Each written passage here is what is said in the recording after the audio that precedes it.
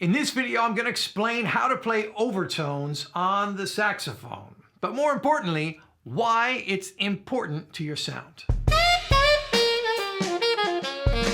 Practicing overtones will help improve your saxophone sound, there's no doubt about it, but you've got to be doing it correctly, otherwise you could just be making things worse. My name is Metcalf, and on this channel I make videos to help you become a better saxophone player. So if you're not already subscribed, and you're interested in the saxophone, this might be a good channel to add to your YouTube subscriptions. Recently, I made a video about how to play in the altissimo range.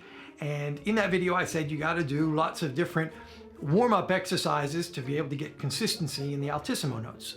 Among those warm-up exercises was practicing overtones. And I got tons of questions from people asking me to do a video on overtones, so here it is.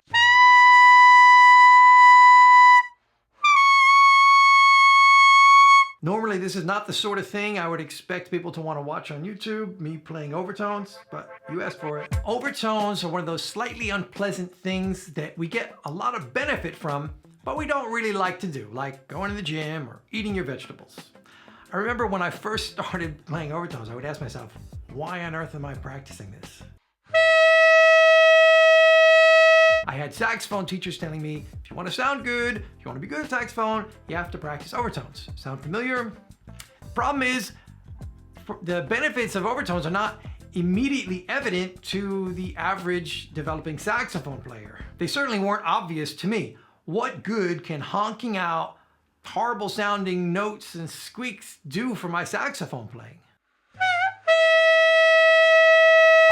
So the result of this unpleasantness was that I would just dabble in overtones from time to time. I would work on it until the unpleasantness was too much to take, and then I would give up. It wasn't until I started practicing overtones daily for an extended period of time, let's say at least a month, that I could see the concrete benefit of doing this. So it's really the sort of thing, number one, you've got to start doing it and you've got to stick with it for a while, even though it's unpleasant. So today I want to help you get over that hump earlier in your saxophone playing journey, or at least just get over that hump better late than never.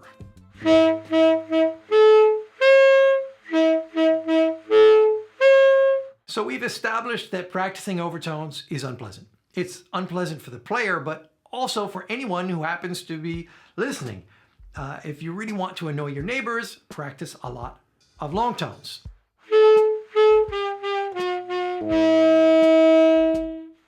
Now keep in mind, that's what overtones sound like after practicing them daily for years.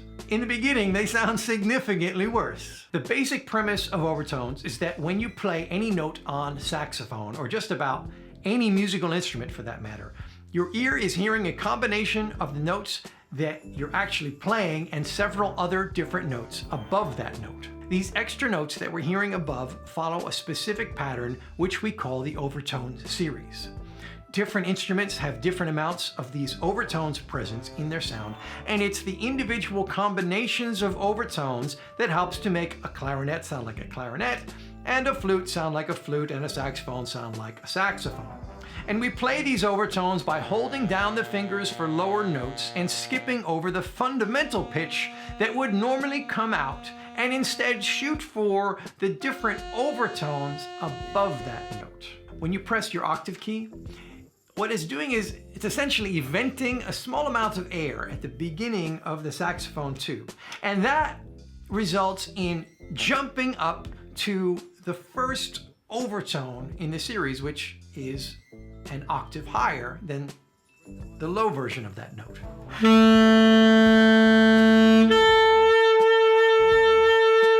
Does that blow your mind a little bit? Now, to get started, I'd like for you to play your low B flat. Sometimes when we try to play these low notes on the saxophone, they don't come out as we want them to.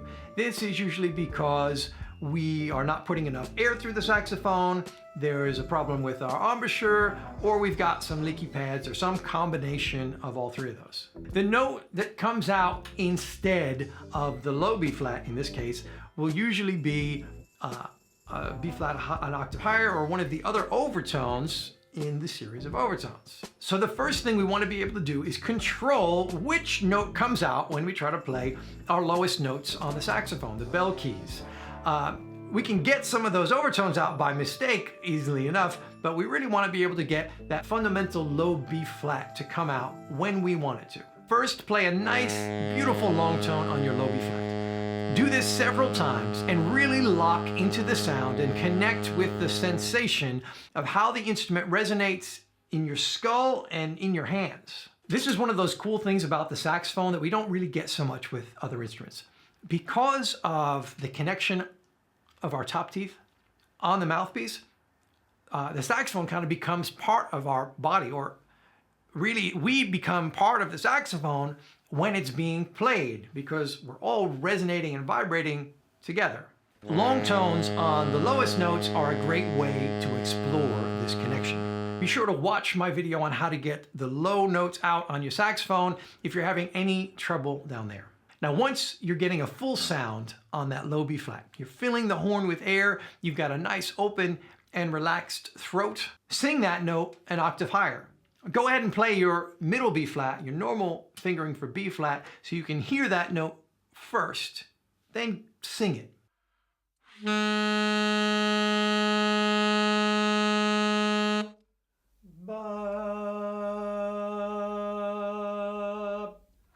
We need to sing that note first because we need the sound of it in our ear before we can go to the next step, which is to finger our low B flat, but get the B flat an octave higher to sound.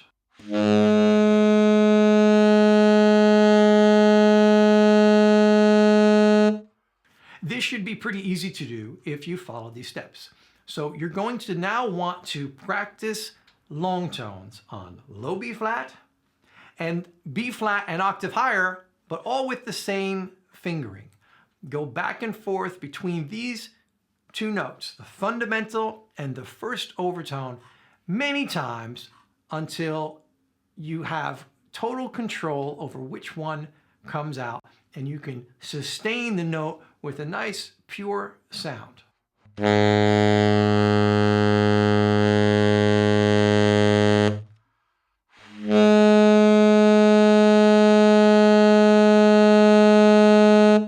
Now, you may feel other notes wanting to try to creep into what you're playing.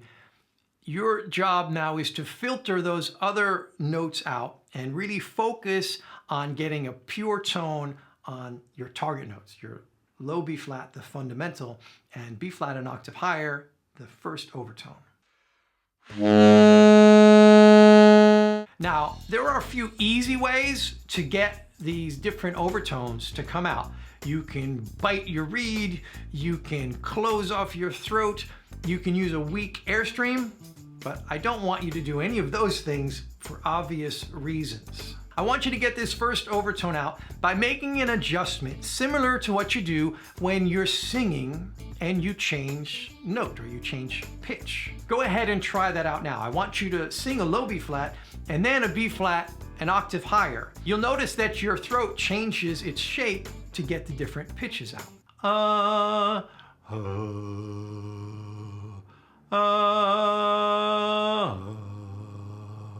Playing overtones correctly requires us to use our throat in a similar way. Just like when we sing, we have to make adjustments to get the different pitches out.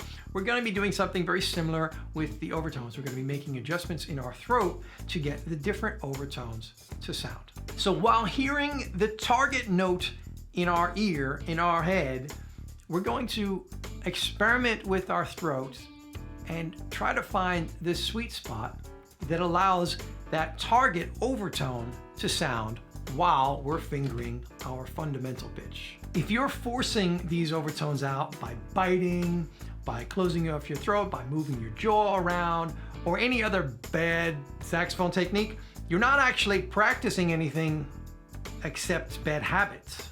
There's no point in practicing overtones unless you're playing them the same way you want to play the other notes on the saxophone.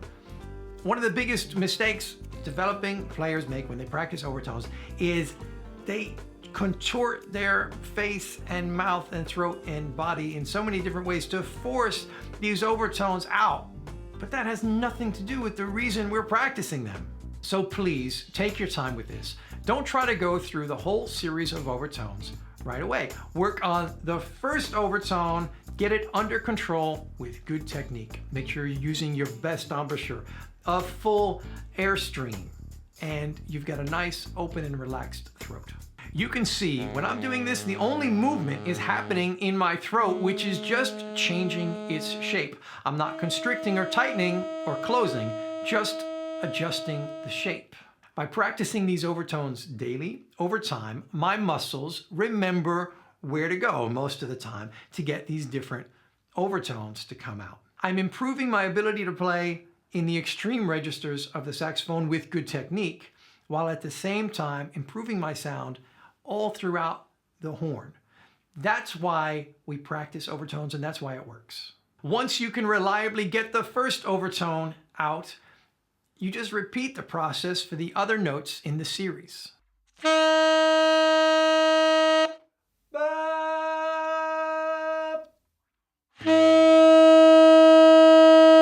Again, take your time here. Your priority is using correct embouchure, throat, and air technique. Otherwise, you're not actually practicing anything useful. There is no race to get up to the third and fourth octave of overtones. Like everything else with music, you'll actually get there faster by going slower. You can also work on the overtones on some different notes. You can use the fingering for low B, low C, C sharp, even D.